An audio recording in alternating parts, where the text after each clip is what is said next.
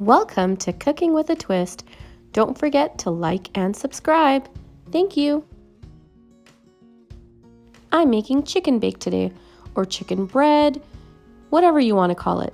Let's get started. Let's get started with the dry ingredients first. So I have 4 cups of all-purpose flour, 1 tablespoon of instant yeast, 2 tablespoons of powdered milk. I'm using non-fat dry milk, but you can use whatever powdered milk you have, 1 teaspoon of salt, 1 teaspoon of powdered sugar, 1/4 teaspoon of baking powder.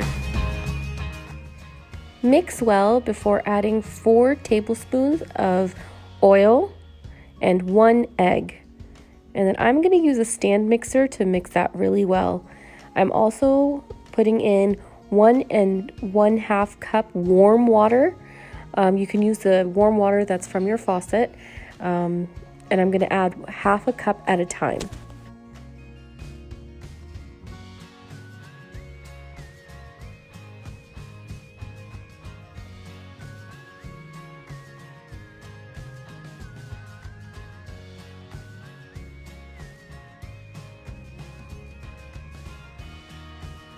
Once the dough is done, I'm going to take it out and knead it just a little bit more.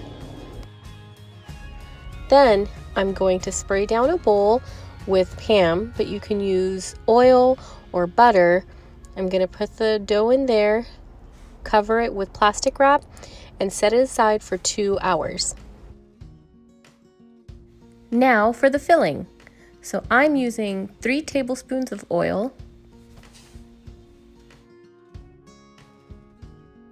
1 small onion chopped, or half of a large onion, which is what I did. Then I also have 1 large serrano pepper chopped. I'm going to let that saute before I add the 1 teaspoon of crushed red peppers and 1 teaspoon of cumin powder and 1 teaspoon of coriander powder. Give that a good stir, and then I'm going to add salt. I'm using 1 teaspoon of salt, but you can salt it to taste. I have 1/2 cup of flour. Mix that in really well before adding milk. I'm actually using 1/2 cup of heavy cream and 1/3 cup of milk. If you don't have heavy cream, no problem, just use milk. I'm also adding 2 cups of chicken stock.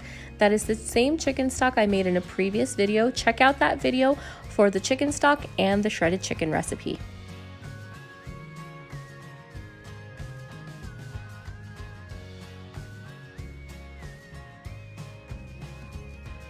We want to make sure that there are no more lumps in this roux, so what we need to do is cook this on low to medium heat and stir it really well to get all the lumps out.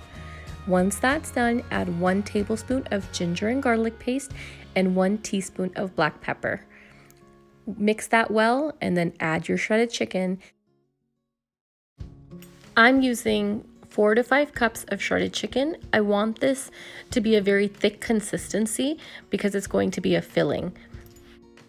Once the water has almost completely evaporated, we're going to add 1/4 cup of cilantro. Cook that for another 2 minutes so it mixes well, and then I'm going to take it out and set it aside to cool. You can really use anything as a filling. It doesn't have to be the chicken filling. I've used mac and cheese before and it turned out really good. You can choose whatever filling you like. Let's take a look at our dough. So 2 hours later, it's nice and poofy. I'm going to take it out, cut it into small sections, and then I'm going to roll and fill. I've made smaller ones before that look more like empanadas, so you don't have to do the long traditional if you don't want. I'm rolling it out as thin as I can on all sides because I want to make sure I have enough room for the slits. You'll see what I mean. Once I have the desired length and width, I'm going to sprinkle it with oregano and parsley. That's optional, you don't need to do that. And then I'm going to stuff it with the chicken filling. I also added shredded cheese on top of the chicken filling. It's optional, you don't need to do that if you don't like a lot of cheese. Now to create the slits, first I used a knife, but then I realized a pizza cutter was so much easier. So I created slits on both sides of the filling. and even slits so that you can do the crisscross. And once you're done, you set it aside and start the next one. Now for the slits, if the slits are not covering the chicken filling completely, it's okay. It's still going to bake really nicely. I'm going to beat 1 egg. This is going to be used for the egg wash. I'm just going to brush it onto my chicken bakes before they go into the oven. I'm going to sprinkle these with sesame seeds. If you don't have or don't like sesame seeds, you can skip this step. It is optional. You can also substitute it for any other herbs that you might like, or just cheese would be great too. And then I'm going to bake these at about 390 to 400 degrees for 20 to 25 minutes until they're golden brown. I do reapply the egg wash at least once while they're baking. Once they're done, you set it aside to cool for about 10 minutes and then they're ready to enjoy.